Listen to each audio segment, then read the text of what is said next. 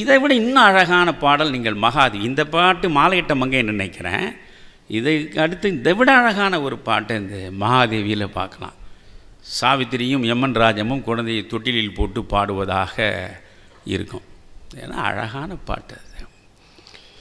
சிங்கார புன்னகை கண்ணார கண்டாலே சங்கீத வீணையும் ஏதுக்கம்மா. சொல்லும் பொழுதே ஒரு சுகம் வளரவில்லையா உள்ளுக்குள்? அதுதான் தமிழ். அவ்வளவு அழகான மொழி தமிழ். ஆனால் அந்த தமிழை இப்பொழுது நாம் அழகாக பேசுகிறோமா என்பது கேள்விக்குரிய. சிங்கார புன்னகை கண்ணார கண்டாலே சங்கீத வீணையும் ஏதுக்கம்மா. மங்காத கண்ணுக்கு மையிட்டு பார்த்தாலே தங்கமும் வைரமும் ஏதுக்கம்மா. கண்ணாடி கன்னத்தை காண்கின்ற வேளை எண்ணங்கள் கீதம் பாடுமே. பேசாமல் பேசும் புருவங்கள் கண்டால் பேசாத சிற்பங்கள் ஏதுக்கம்மா. இது மகாதேவியில் உள்ள பாடல். தன்மான செல்வங்கள், அந்த பாட்டு அப்படியே தொடரும். தன்மான செல்வங்கள் உள்ள மண்ணில் வேலோடு வந்தாய் மகனே நீ வந்தாய் மழலை சொல் தந்தாய் வேறென்ன வாழ்வில் வேண்டுமம்மா என்று அந்த பாட்டு முடியும். ஒரு தாய்க்கு ஒரு குழந்தையை பெறுவதை விட பெரும் பேறு என்ன? மகனே நீ வந்தாய் மழலை சொல் தந்தாய் வேறென்ன வேண்டும், வேறென்ன வாழ்வில் வேண்டுமம்மா என்ற ஒரு அழகான பாடல் மகாதேவியில் இடம்பெற்றிருக்கும். கண்ணதாசன் தாலாட்டு பாடல் என்றாலே எல்லா தாலாட்டு பாடலும் அற்புதமாகத்தான் இருக்கும். இந்த நீலவானத்தையே நீங்கள் பாருங்கள். இந்த நீலவானத்தில் மறக்க முடியாத பாடல். இதை நான் என்ன உங்களுக்கு சொல்கிறேன், இப்பொழுது நான் 1000 கவலைகளில் அழுந்தி கிடப்பவன். ஆனால் எல்லா கவலைகளிலிருந்தும் நான் விடுபட வேண்டும் என்றால் எனக்கு இருக்கிற ஒரே வடிகால் இந்த கண்ணதாசனுடைய பழைய திரைப்பட பாடல்கள் மட்டும்தான். மணிக்கணக்கில் உட்கார்ந்து கேட்டுக்கொண்டிருப்பேன். அதுதான் என் துயரத்தின் வடிகால். இந்த நீலவானம் படத்தில் குழந்தையை சுமப்பதாக நினைக்கிறாள் அவள். அவளுக்கு அந்த வளைகாப்பும் நடந்து முடிந்து விட்டது. ஆனால் அதற்கு பிறகு காட்சிகள் நடக்கின்றன. இவள் பாடுவதாக ஒரு பாடல், சொல்லடா வாய் திறந்து அம்மா என்று. அவளுடைய ஒரே கனவு, ஒரே ஆசை, ஒரே விருப்பம், ஒரே வேட்கை குழந்தை குழந்தை குழந்தை தான். அந்த படத்தில் தேவிகாவே ஒரு அற்புதமான குழந்தை மாதிரி நடித்திருப்பார். சொல்லடா வாய் திறந்து அம்மா என்று. இந்த ஒரு வார்த்தை போதும். துன்பமே மறந்து விட்டேன் உன்னால் இன்று. அதில் அழகு பாருங்க. சொல்ல சொல்ல தாய் மனம் மெல்ல மெல்ல போய் வரும். எங்க? சொர்க்கத்தில். அம்மா அம்மா என்று குழந்தை சொல்ல சொல்ல தாய் மனம் மெல்ல மெல்ல போய் வரும். தெய்வமே தேரேறி தாயிடம் ஓடி வரும். தெய்வமே தேரேறி தாயிடம் ஓடி வரும். என்னால் திருவிக்க அழகாக சொல்லுவார், ஒரு பெண்ணுக்கு 3 நிலைகள் உண்டு, ஆணுக்கு இல்லாத சிறப்பியல்புகள். ஒரு ஆண் கடைசி வரை ஆண் தான். ஆனால் ஒரு பெண்ணுக்கு 3 நிலைகள் திருவிக்கா சொல்லுவார். முதலில் பெண்மை, அடுத்து தாய்மை, அதற்கடுத்து இறைமை. அவள் எப்பொழுது தாயாகிறாளோ அந்த கணத்திலேயே அவள் தெய்வமாகி விடுகிறாள். எனவே சொல்லடா வாய் திறந்து அம்மா என்று, துன்பமே மறந்து விட்டேன் உன்னால் இன்று. சொல்ல சொல்ல தாய் மனம் மெல்ல மெல்ல போய் வரும். தெய்வமே தேரேறி என்னிடம் ஓடி வரும். அதுக்கு அடுத்து பாருங்க, மலரில்லாத தோட்டமா, கனியில்லாத வாழையா, மகனில்லாத அன்னையா, மகனே நீ இல்லையா என்றால் அப்பொழுது அவளுக்கு புரிந்து விடுகிறது, உண்மையில் நாம் வயிற்றில் சிசுவை வளர்க்கவில்லை. அந்த உண்மை புரிந்து விடுகிறது. மலரில்லாத தோட்டமா, கனியில்லாத வாழையா, மகனில்லாத அன்னையா, மகனே நீ இல்லையா, இல்லை இல்லை நீ என சொல்ல சொல்ல அவளால் தாங்க முடியாது. இல்லை இல்லை நீ என சொல்ல சொல்ல தாங்க முடியாத நிலையில் அந்த பாடலை எப்படி கண்ணதாசன் எழுதியிருக்கிறார் என்பதை, அதை எப்படி படம் பிடித்து காட்டியிருக்கிறார்கள் என்பதை, மாதவன் தான் அதனுடைய டைரக்ஷன், அதில் விஸ்வநாதன் ராமூர்த்தி தான் இசை. என்ன பாடல் அது! ஒவ்வொரு பாடலையும், நீங்கள் தாலாட்டு பாடலையும் நான் நாள் முழுக்க சொல்லுவேன். இப்பொழுது நீங்கள் பாகப்பிரிவினையில் பட்டுக்கோட்டை நீங்கள் கண்ணதாசனை எழுத சொல்லுங்கள் என்று சொன்னார். கண்ணதாசனை அழைத்து அந்த பாடலை எழுதும்படி கேட்டார்கள். அந்த காலத்தில் பாகப்பிரிவினை வந்த பொழுது இதை பாடாதவர்கள் யார்? இதை கேட்காதவர்கள் யார்? ஏன் பிறந்தாய், ஏனென்றால் இவன் ஊனமுற்றவன். அந்த படத்தில் உள்ள ஒவ்வொரு பாட்டும், அதுவும் கண்ணதாசன் எழுதிய பாட்டு தான். கொத்தமங்கலம் சுப்பு கிராமிய வாசனை வெளிப்படுகிற பாடல்களை இயற்றுவதில் ஒரு அற்புதமான ஆற்றல் பெற்றவர். திலானா மோகனாம்பாளெல்லாம் எழுதியவர். அந்த கொத்தமங்கலம் சுப்பு ஒரு முறை சொன்னார், நான் திரைப்படத்தை, இந்த பாகப்பிரிவினை படத்தை ஒரு திரையரங்கில் உட்கார்ந்து பார்த்து கொண்டிருந்தேன். இந்த பாடலை கேட்ட பொழுது என்னை மறந்து எழுந்து நின்று கைதட்டினேன் என்றார். அது எந்த பாட்டு என்றால், தாழையாம் பூ முடிச்சு தடம் பார்த்து நடை நடந்து வாழையிலை போல வந்த பொன்னம்மா என் வாசலுக்கு வாங்கி வந்தது என்னம்மா, பாளையாம் சிரிப்பிருக்கு பக்குவமாய் குணமிருக்கு ஆளழகும் சேர்ந்திருக்கு கண்ணையா, இந்த ஏழைகளுக்கு என்ன வேணும் சொல்லையா. அந்த பாடல் போகும். நான் பாடல்களிலேயே அப்படி ஒன்றி விடுவேன், என்னை அறியாமல் கண்ணீர் சிந்துவேன். அந்த படத்திலையும் நீங்கள் பார்க்கணும், அந்த எரும மாட்டின் மீது உட்கார்ந்து கொண்டு சிவாஜி கணேசன் இந்த வரிகளை பாடுவார். அங்கம் குறைந்தவனை,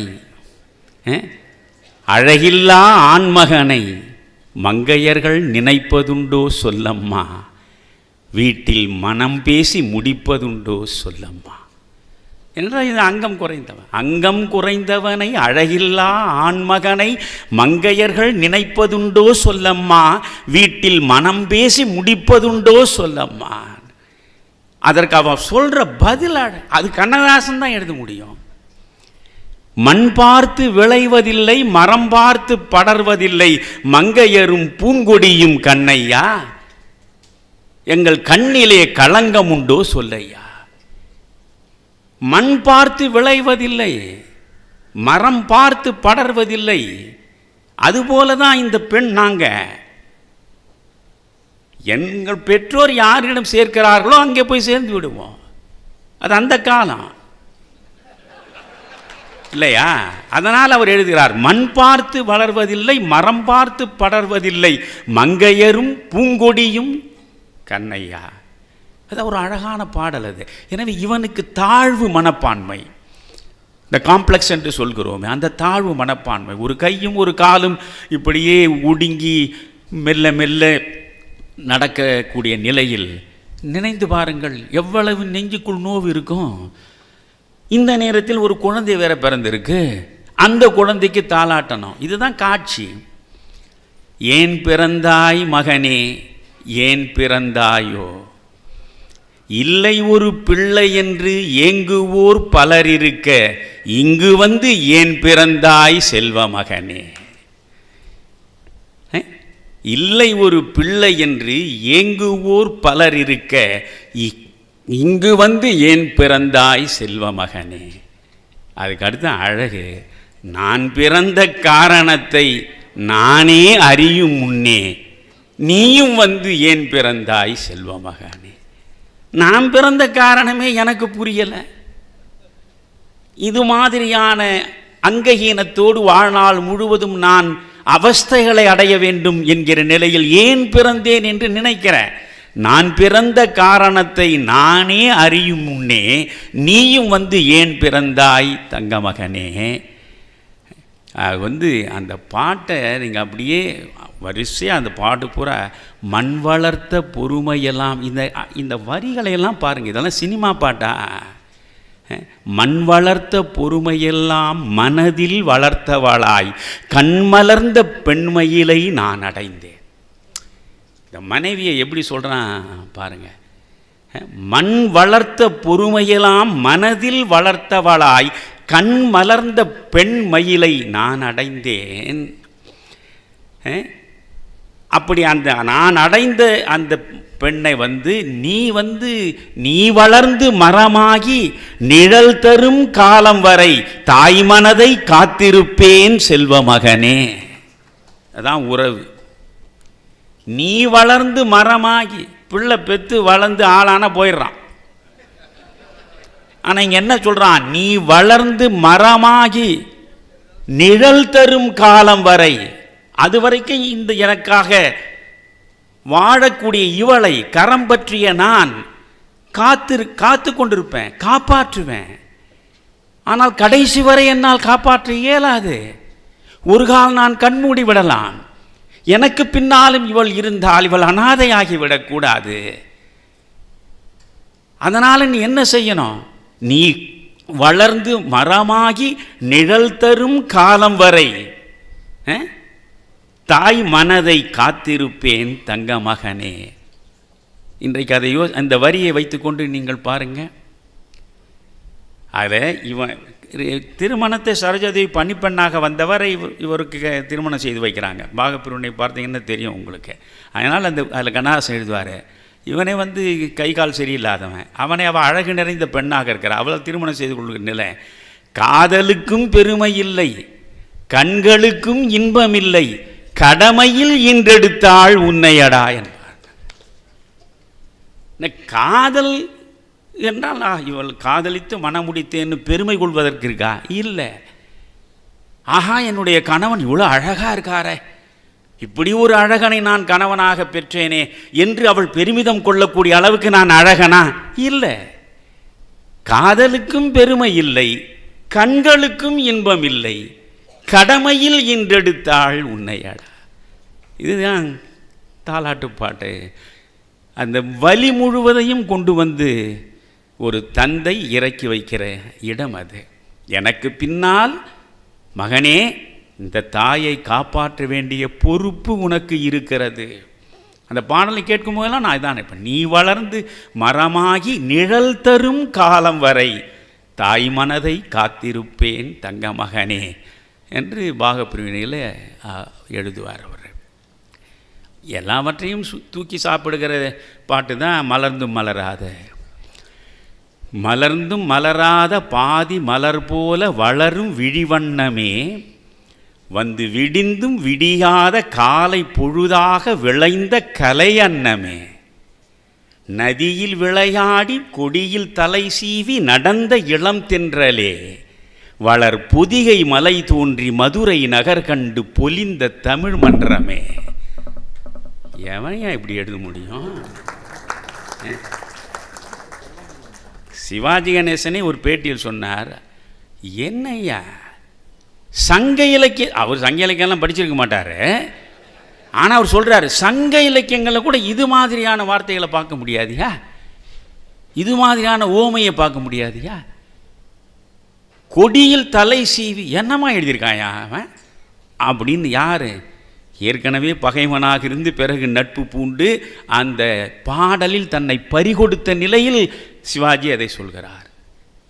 மலர்ந்தும் மலராத அந்த குழந்தை முகத்தை பாருங்கள். இப்போ குழந்தை அப்படியே தொட்டிலில் கண் உறங்குதுன்னு பாருங்கள். இப்போ இந்த குழந்தையை உங்கள் முன்னால் மானசீகமாக கொண்டு நிறுத்தி இந்த வரிகளை இணைத்து பாருங்கள். மலர்ந்தும் மலராத பாதி மலர் போல வளரும் விழிவண்ணமே, விடிந்தும் விடியாத காலை பொழுதாக விளைந்த கலையன்னமே, நதியில் விளையாடி கொடியில் தலை சீவி நடந்த இளம் தென்றலே, வளர் பொதிகை மலை தோன்றி மதுரை நகர் கண்டு பொலிந்த தமிழ் மன்றமே, யானை படை கொண்டு சேனை பலவென்று ஆளப் பிறந்தாயடா, புவி ஆளப் பிறந்தாயடா, அத்தை மகளை மனம் கொண்டு இளமை வழி கண்டு வாழப் பிறந்தாயடா. தாலாட்டு பாட்டு அவனுடைய ஆசை முழுவதையும் சொல்கிறான். யானை படை கொண்டு சேனை பலவென்று ஆள பிறந்தாயடா, அத்தை மகளை மனம் கொண்டு, அங்கதான் முக்கியம், தன்னுடைய தங்கையின் மகளை அவன் மணக்கணும்.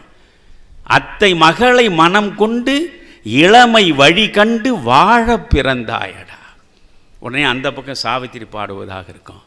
தங்க கடியாரம் வைர மணியாரம் தந்து மனம் பேசுவார், மாமன் தங்கை மகளான மங்கை உனக்காக உலகை விலை பேசுவார். என்ன பாட்டியா அது? 60 ஆண்டுகளுக்கு மேலே ஆயிடுச்சியா இந்த பாட்டு. அந்த பாடலில் உள்ள கருத்து, அதன் இசை, டிஎம்எஸும் சுசீலாவும் வழங்கி இருக்கின்ற அந்த குரல், என்ன பாட்டியா அது? அந்த கடைசி வரிகளை கேட்கிற பொழுதெல்லாம் என் கண்ணில் கண்ணீர் வரும். சிறகில் என்னை மூடி அருமை மகள் போல வளர்த்த கதை சொல்லவா, சிறகில் என்னை மூடி அருமை மகள் போல வளர்த்த கதை சொல்லவா, கனவில் நினையாத காலம் இடை வந்து பிரித்த கதை சொல்லவா, கண்மணி போல மணியின் நிழல் போல கலந்து பிறந்தோமடா, இந்த மண்ணும் கடல்வானும் மறைந்து முடிந்தாலும் மறக்க முடியாதடா, உறவை பிரிக்க முடியாதடா. என்ன பாட்டியா! நான் உண்மையிலே சொல்கிறேன், இன்றைய இளைஞர்களை பார்த்து நான் பரிதாபப்படுறேன். இப்படிப்பட்ட பாடல்கள்லாம் கேட்கிற வாய்ப்பே உங்களுக்கு கிடையாது. இந்த இறைவனுடைய முழுமையான ஆசீர்வாதத்தை பெற்றிருந்தால்தான் நீங்கள் 50களிலும் 60களிலும் 70களின் தொடக்கங்களிலும் வழங்கப்பட்ட அற்புதமான பாடல்களை கேட்கக்கூடிய வரத்தை பற்றி. அதுபோன்ற பாடல்கள் இனி வருவதற்கு வாய்ப்பே கிடையாது. அப்படி பாடக்கூடிய மனிதர்களும் கிடையாது, அப்படி இசையமைக்கக்கூடியவரும் கிடையாது. நான் இளையராஜாவினுடைய இசை ஆற்றலை எல்லாம் குறைத்து மதிப்பிட்டு பேசுவதாக நீங்கள் தயவு செய்து நினைக்காதீர்கள். அவருடைய ஆற்றல் வேறு.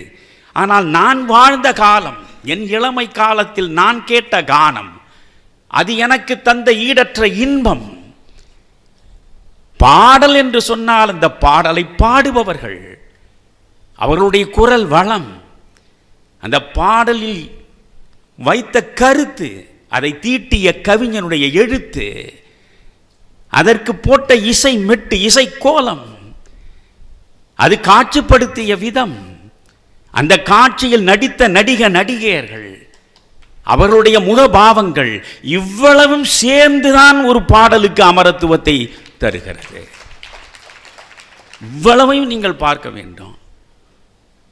நான் என் மனைவியிடம் உட்கார்ந்து கொண்டு, அவளுக்கு பழைய பாடல்கள் நிறைய பிடிக்கும்.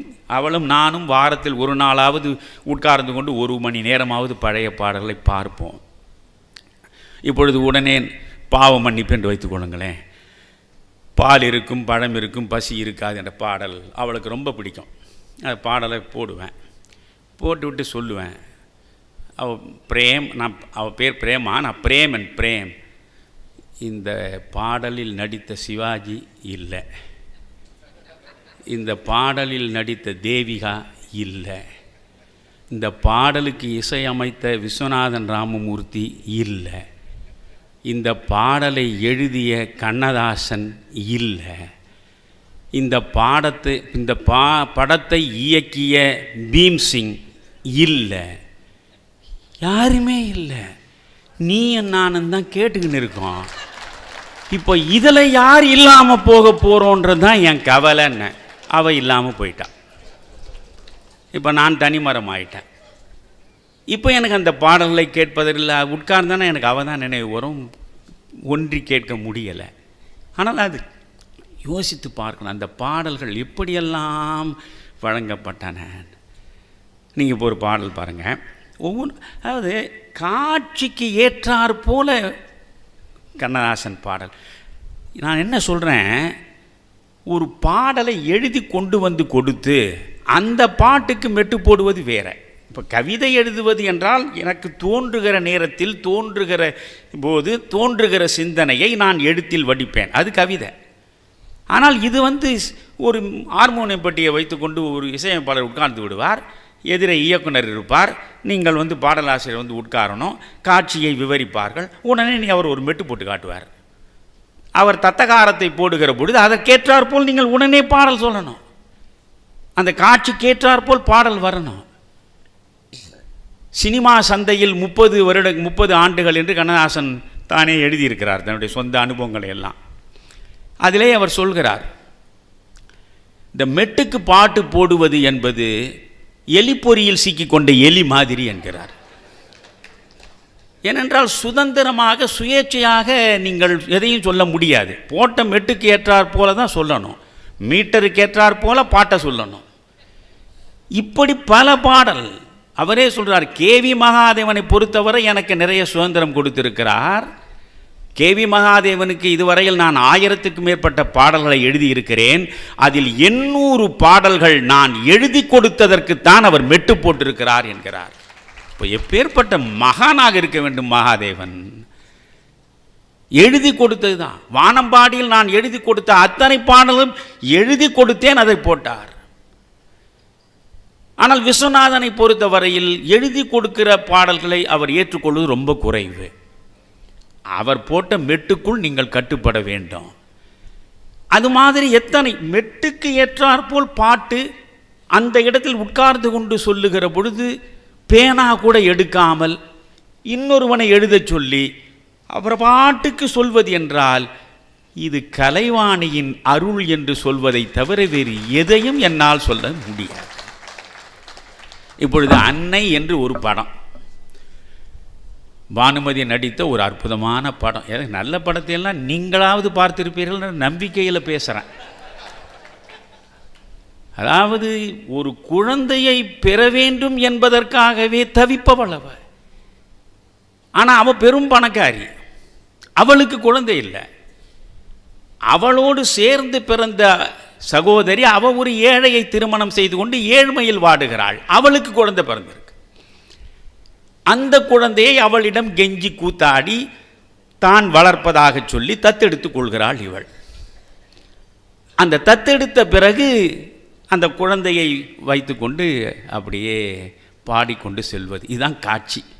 கவிஞர் இதுதான் காட்சி. இந்த காட்சிக்கு நீங்கள் சொல்லுங்கள். இந்த அம்மா வசதியான குடும்பம், அந்த அம்மாவுக்கான பிள்ளை இல்லை. அந்த அம்மாவுடைய சகோதரி ஏழ்மையில் வாடக்கூடியவர், அவங்க பிள்ளை. அந்த பிள்ளையை இந்த அம்மா தத்தெடுத்திருக்காங்க. இந்த இடத்துல ஒரு பாட்டு கொஞ்சம் சொல்லுங்கள். என்ன மனுஷன் அவன், என் உண்மையில் புரியலை. பூவாகி காயாகி கனிந்த மரம் ஒன்று, பூவாமல் காய்க்காமல் கிடந்த மரம் ஒன்று. 2 பேரையும் சொல்லிட்டான் பாருங்க.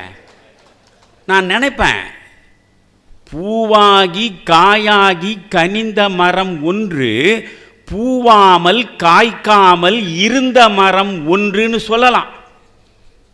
அங்கே மெட்டில் ஒன்றும் பழுதுபடாது. ஆனால் இவன் என்ன சொல்கிறான் பாருங்க, பூவாகி காயாகி கனிந்த மரம் ஒன்று, பூவாமல் காய்க்காமல் கிடந்த மரம் ஒன்று. அதான் கிடைக்கையா? அந்த வார்த்தையை பார்க்கணும் நீங்கள். கிடந்த மரம் ஒன்று. அடுத்த 2 வரி தான் என்ன அப்படியே அசைச்சு பார்த்துருச்சு. காய்க்காத மரத்தடியில் தேனாறு பாயுதடா, காய்ந்து விட்ட சின்ன மரம் கண்ணீரில் ஆடுதடா.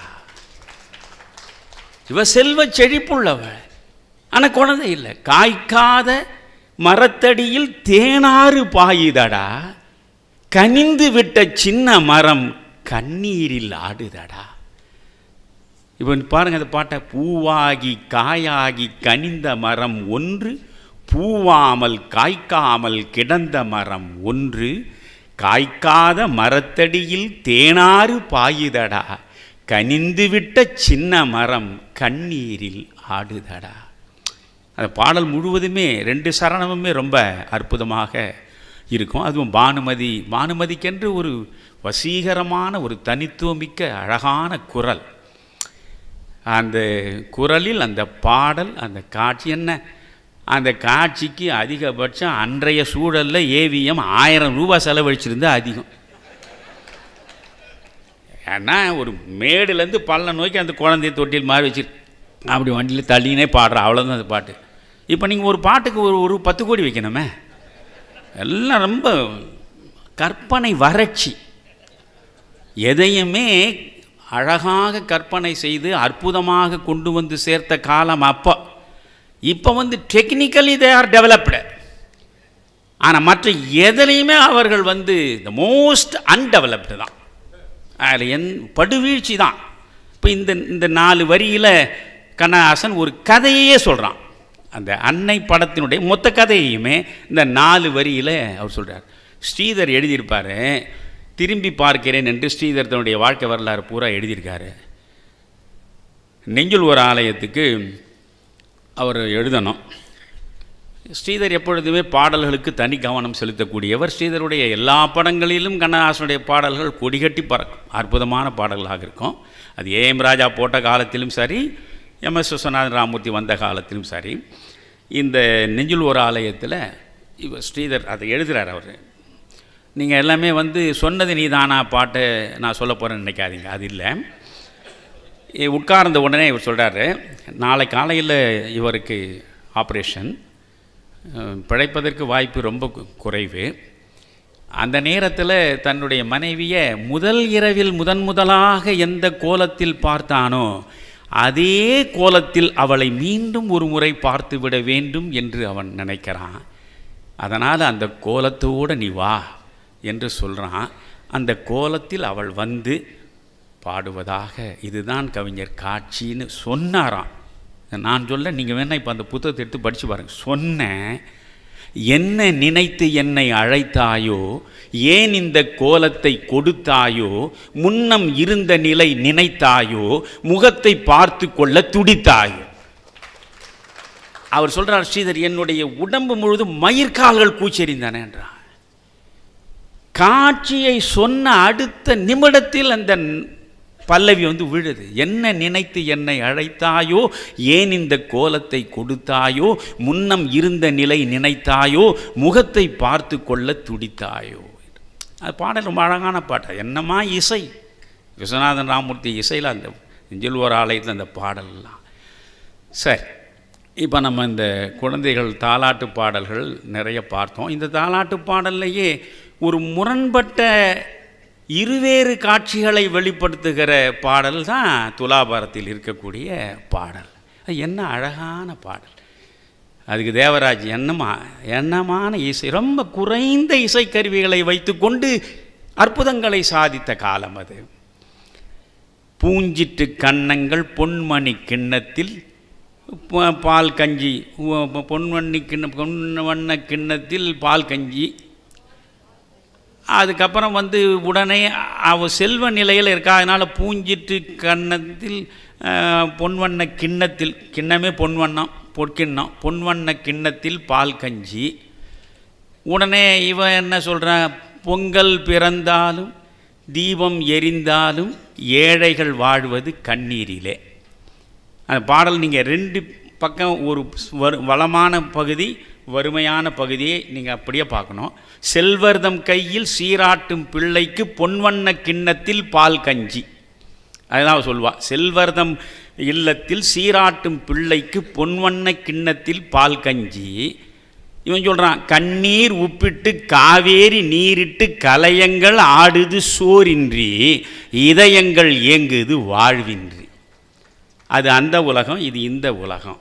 மாணிக்க தேர் போல மையிட்டு பொட்டிட்டு இது சிங்காரிக்கிற ஒரு காட்சியை சொல்வா. உடனே கண்ணாடி வளையலும் காகித பூக்களும் கண்ணே உன் மேனியில் நிழலாடும், இல்லாத உள்ளங்கள் உறவாகும் என்று அதில் கண்ணதாசன் எழுதியிருப்பார்.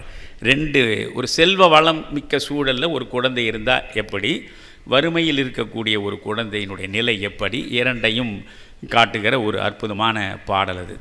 இப்படி தாலாட்டு பாடல்கள் நிறைய இருக்குது, சொல்லலாம். இப்போ நம்ம கொஞ்சம்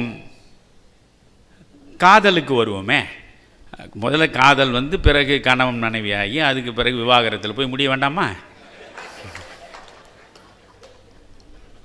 கண்ணதாசன் ஏதாவது சங்ககாலம் தொட்டே நீங்கள் பார்த்தீங்கன்னா சங்க இலக்கியங்களில் தனிப்பாடல்கள் தான் அது.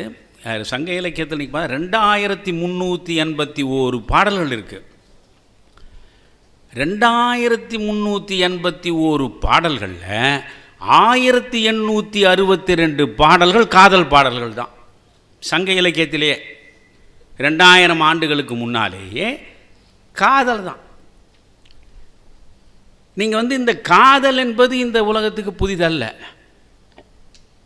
கிமு 1300 ஆண்டுகளுக்கு முன்பு, அப்படின்னா ஒரு 3300 ஆண்டுகளுக்கு முன்பே எகிப்திலும் சுமேரியாவிலும் காதல் பாட்டுகள் எழுதப்பட்டன. அதிலும் எகிப்தில் எழுதப்பட்ட காதல் பாடலில் 50 பாடல்கள் கண்டெடுக்கப்பட்டு தொகுக்கப்பட்டிருக்கின்றன. எப்போ? 3500 ஆண்டுகளுக்கு முன்னாலே. நீங்கள் பைபிள் விவிலியத்தை புரட்டினால் அதில் சாலமனுடைய கவிதைகளை சாலமன் சங்கீதத்தை நீங்கள் படித்து கொண்டே வந்தால் அதில் காதல் பாட்டு இருக்குது. எனவே காதல் பாட்டு என்பது எப்பொழுதும் இருக்கும். காதல் இல்லாமல் வாழ்வு இல்லை. அதுவும் கண்ணதாசனுக்கு காதலே மதம். அவரே சொல்கிறார், நான் ஒவ்வொரு காதல் பாட்டு எழுதும் போதும் நானே காதலனாகி விடுகிறேன் சொல்கிறார். நீங்கள் காதல் என்றாலே ஆங்கில இலக்கியத்தில் கீட்ஸை தான் கண் முன்னால் நிறுத்தி பார்க்கணும். 26 வயது தான் வாழ்ந்தான். இவராவது 54 வயது வாழ்ந்தார். 26 வயதில் இறந்து போனான். அவன் காதலித்து உருகி உருகி தவித்து தவித்து காச நோயில் அவன் செத்தான். கடைசி 5 ஆண்டு காலம்தான் அவனுடைய இலக்கிய படைப்புகள், அற்புதமான படைப்புகள். நீங்கள் அவனுடைய கீட்ஸையெல்லாம் நீங்கள் பண்ண அதில் அவன் சொல்லுவான், love is my religion, I could be martyred for my religion. காதலே என் மதம், காதலுக்காக ஐ குட் பி மார்டட், என்னை சிலுவையில் அறை, சித்திரவதை செய், அப்பொழுதும் என் மதம் காதல் தான் சொல்கிற அந்த கீட்ஸ் மாதிரி தான் தமிழில் காதலுக்கு ஏராளமான